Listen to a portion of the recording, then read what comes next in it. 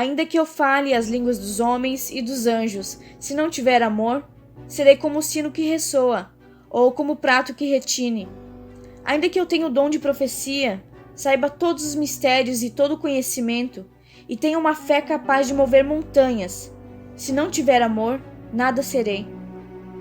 Ainda que eu dê aos pobres tudo o que possuo, e entregue o meu corpo para ser queimado, se não tiver amor, nada disso me valerá. O amor é paciente, o amor é bondoso, não inveja, não se vangloria, não se orgulha, não maltrata, não procura seus interesses, não se ira facilmente, não guarda rancor. O amor não se alegra com a injustiça, mas se alegra com a verdade. Tudo sofre, tudo crê, tudo espera, tudo suporta. O amor nunca perece, mas as profecias desaparecerão, as línguas cessarão, o conhecimento passará, pois em parte conhecemos e em parte profetizamos. Quando, porém, vier o que é perfeito, o que é imperfeito desaparecerá. Quando eu era menino, falava como menino, pensava como menino e raciocinava como menino. Quando me tornei homem, deixei para trás as coisas de menino. Agora, pois, vemos apenas um reflexo obscuro, como em espelho, mas então veremos face a face. Agora conheço em parte, então conhecerei plenamente, da mesma forma com que sou plenamente conhecido. Assim, permanecem agora esses três, a fé, a esperança e o amor. O maior deles, porém, é o amor. Os dons de profecia e de línguas. Sigam o caminho do amor e busquem com dedicação os dons espirituais, principalmente o dom de profecia. Pois quem fala em uma língua não fala aos homens, mas a Deus. De fato, ninguém o entende. Em espírito fala mistérios. Mas quem profetiza o faz para edificação, encorajamento e consolação dos homens. Quem fala em língua a si mesmo se edifica, mas quem profetiza edifica a igreja. Gostaria que todos vocês falassem em línguas, mas prefiro que profetizem. Quem profetiza é maior do que aquele que fala em línguas, a não ser que as interprete para que a igreja seja edificada.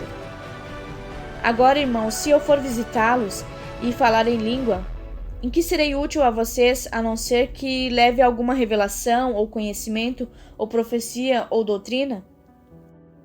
Até no caso de coisas inanimadas que produzem sons, tais como flauta ou cítara, como alguém reconhecerá o que está sendo tocado se os sons não forem distintos? Além disso, se a trombeta não emitir um som claro, quem se preparará para a batalha? Assim acontece com vocês. Se não proferirem palavras compreensíveis com a língua, como alguém saberá o que está sendo dito? Vocês estarão simplesmente falando ao ar. Sem dúvida, há diversos idiomas no mundo, todavia nenhum deles é sem sentido. Portanto, se eu não entender o significado do que alguém está falando, serei estrangeiro para quem fala, e ele será estrangeiro para mim. Assim acontece com vocês. Visto que estão ansiosos por terem dons espirituais, procurem crescer naqueles que trazem edificação para a igreja. Por isso, quem fala em uma língua, ore para que possa interpretar. Pois se oro em uma língua, meu espírito ora, mas a minha mente fica infrutífera. Então o que farei? Orarei com o espírito, mas também orarei com o entendimento. Cantarei com o espírito, mas também cantarei com o entendimento. Se você estiver louvando a Deus em espírito, como poderá aquele que está entre os não instruídos dizer o amém à sua ação de graças, visto que não sabe o que está dizendo? Pode ser que você esteja dando graças muito bem, mas o outro não é edificado. Dou graças a Deus por falar em línguas mais do que todos vocês. Todavia, na igreja, prefiro falar 5 palavras compreensíveis para instruir os outros a falar 10.000 palavras em uma língua. Irmãos, deixem de pensar como crianças. Com respeito ao mal, sejam crianças, mas quanto ao modo de pensar, sejam adultos. Pois está escrito na lei: por meio de homens de outras línguas e por meio de lábios de estrangeiros, falarei a este povo, mas mesmo assim eles não me ouvirão, diz o Senhor. Portanto, as línguas são um sinal para os descrentes, e não para os que creem. A profecia, porém, é para os que creem, não para os descrentes. Assim, se toda a igreja se reunir e falar em línguas, alguns não instruídos ou descrentes entrarem, não dirão que vocês estão loucos? Mas se entrar algum descrente ou não instruído, quando todos estiverem profetizando, ele por todos será convencido de que é pecador, e por todos será julgado, e os seus segredos do seu coração serão expostos. Assim, ele se prostrará, rosto em terra, e adorará a Deus, exclamando: Deus realmente está entre vocês. Ordem no culto. Portanto, o que diremos, irmãos? Quando vocês se reúnem, cada um de vocês tem um salmo, ou uma palavra de instrução, uma revelação, uma palavra em uma língua ou uma interpretação. Tudo seja feito para a edificação da igreja. Se, porém, alguém falar em língua, devem falar 2, no máximo 3. E alguém deve interpretar. Se não houver intérprete, fique calado na igreja, falando consigo mesmo e com Deus.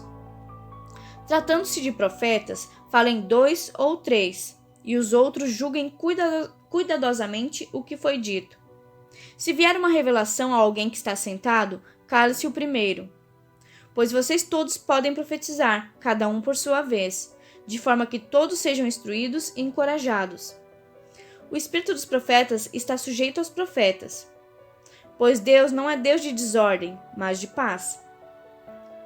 Como em todas as congregações dos santos, permaneçam as mulheres em silêncio nas igrejas, pois não lhes é permitido falar. Antes permaneçam em submissão, como diz a lei. Se quiserem aprender alguma coisa, que perguntem a seus maridos em casa, pois é vergonhoso uma mulher falar na igreja. Acaso a palavra de Deus originou-se entre vocês?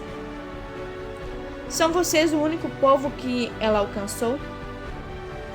Se alguém pensa que é profeta ou espiritual, reconheça que o que eu estou escrevendo a vocês é mandamento do Senhor. Se ignorar isso, ele mesmo será ignorado.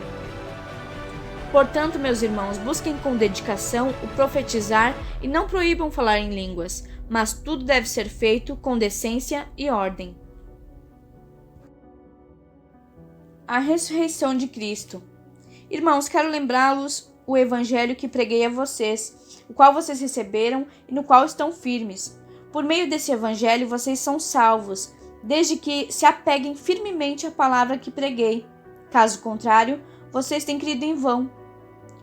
Pois o que primeiramente lhes transmiti foi o que recebi, que Cristo morreu pelos nossos pecados, segundo as Escrituras, foi sepultado e ressuscitou no terceiro dia, segundo as Escrituras, e apareceu a Pedro e depois aos 12. Depois disso apareceu a mais de 500 irmãos de uma só vez, a maioria dos quais ainda vive, embora alguns já tenham adormecido.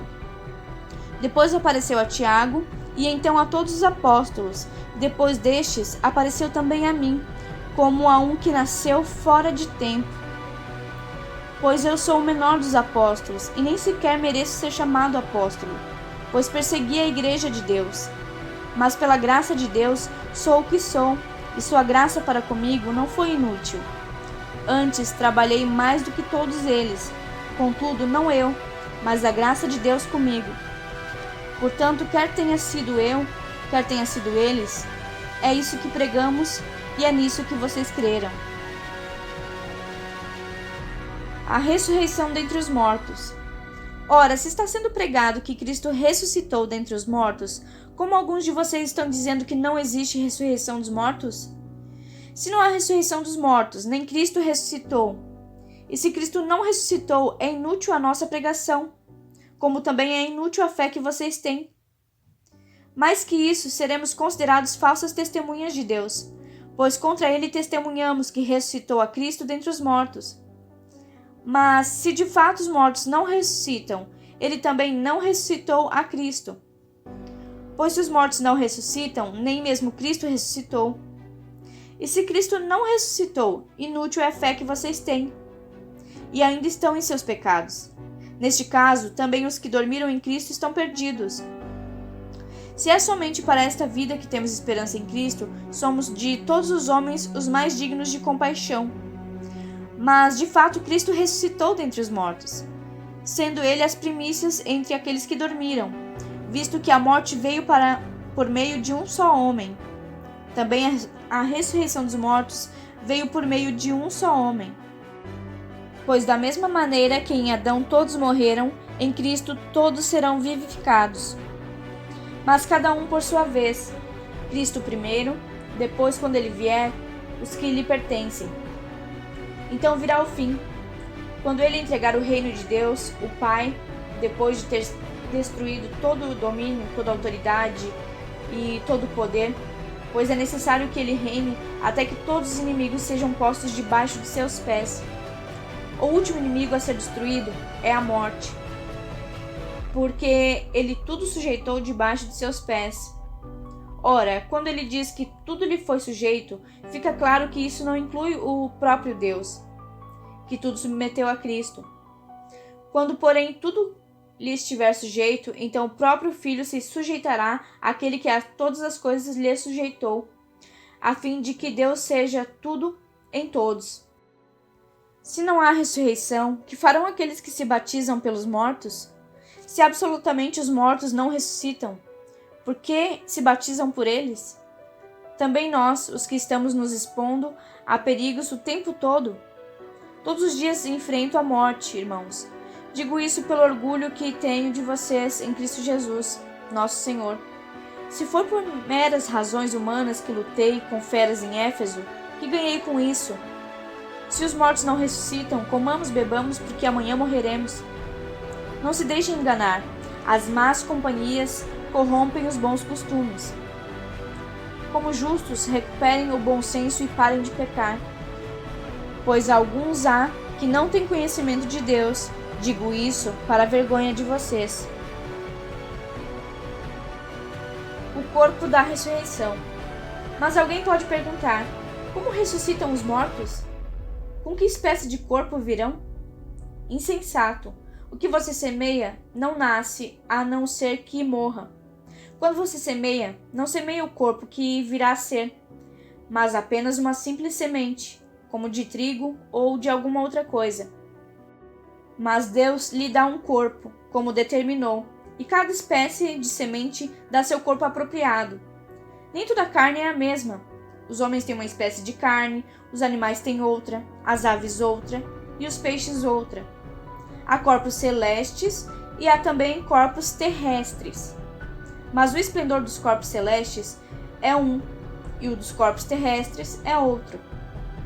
Um é o esplendor do sol, o outro da lua, e outro das estrelas, e as estrelas diferem o esplendor uma das outras. Assim será com a ressurreição dos mortos. O corpo que é semeado é perecível e ressuscita imperecível. É semeado em desonra e ressuscita em glória. É semeado em fraqueza e ressuscita em poder. É semeado um corpo natural e ressuscita um corpo espiritual. Se há corpo natural, há também corpo espiritual. Assim está escrito: o primeiro homem, Adão, tornou-se um ser vivente. O último Adão, espírito vivificante. Não foi o espiritual que veio antes, mas o natural. Depois dele, o espiritual. O primeiro homem era do pó da terra, o segundo homem dos céus. O que são da terra são semelhantes ao homem terreno, e o que são dos céus, ao homem celestial. Assim como tivemos a imagem do homem terreno, teremos também a imagem do homem celestial.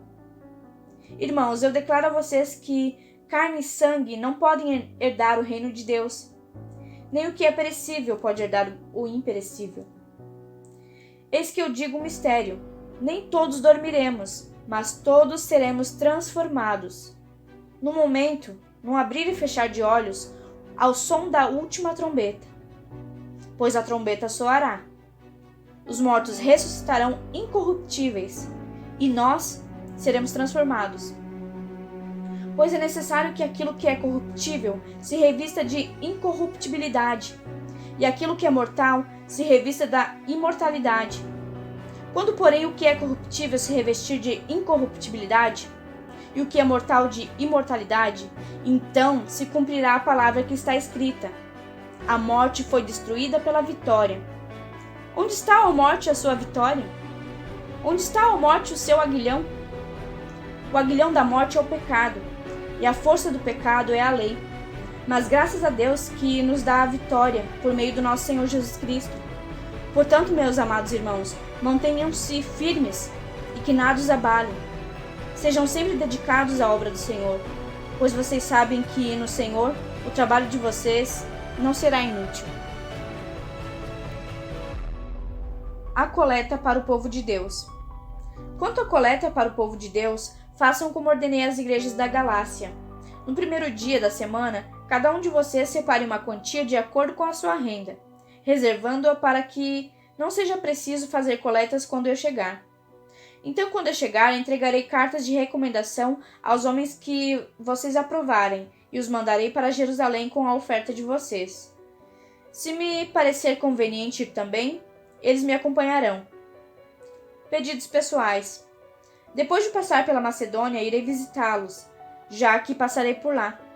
Talvez eu permaneça com vocês durante algum tempo, ou até mesmo passe o inverno com vocês, para que me ajudem na viagem, aonde quer que eu vá. Desta vez, não quero apenas vê-los e fazer uma visita de passagem. Espero ficar algum tempo com vocês, se o Senhor permitir. Mas permanecerei em Éfeso até o Pentecoste, porque se me abriu para mim uma porta ampla e promissora, e há muitos adversários. Se Timóteo for, tomem providências para que ele não tenha nada que temer enquanto estiver com vocês, pois ele trabalha na obra do Senhor, assim como eu. Portanto, ninguém o despreze. Ajudem-no a prosseguir viagem em paz, para que ele possa voltar a mim. Eu o estou esperando com os irmãos. Quanto ao irmão Apolo, insisti para que fosse com os irmãos visitar vocês. Ele não quis de modo nenhum ir agora, mas irá quando tiver boa oportunidade. Estejam vigilantes, mantenham-se firmes na fé, sejam homens de coragem, sejam fortes. Façam tudo com amor. Vocês sabem que os da casa de Estéfanas foram o primeiro fruto da Acaia, e que eles têm se dedicado ao serviço dos santos. Recomendo, irmãos, que se submetam a pessoas como eles, e a todos os que cooperam e trabalham conosco. Alegrei-me com a vinda de Estéfanas, Fortunato e Acaico, porque eles supriram o que estava faltando da parte de vocês. Eles trouxeram alívio ao meu espírito, e ao de vocês também. Valorizem homens como eles. Saudações finais. As igrejas da província da Ásia enviam saudações. Áquila e Priscila os saúdam afetuosamente no Senhor, e também a igreja que se reúne na casa deles. Todos os irmãos daqui enviam saudações. Saúdem uns aos outros com beijo santo. Eu, Paulo, escrevi essa saudação de próprio punho. Se alguém não ama o Senhor, seja amaldiçoado. Vem, Senhor. A graça do Senhor Jesus seja com vocês. Recebam o amor que tenho por todos vocês. Em Cristo Jesus. Amém.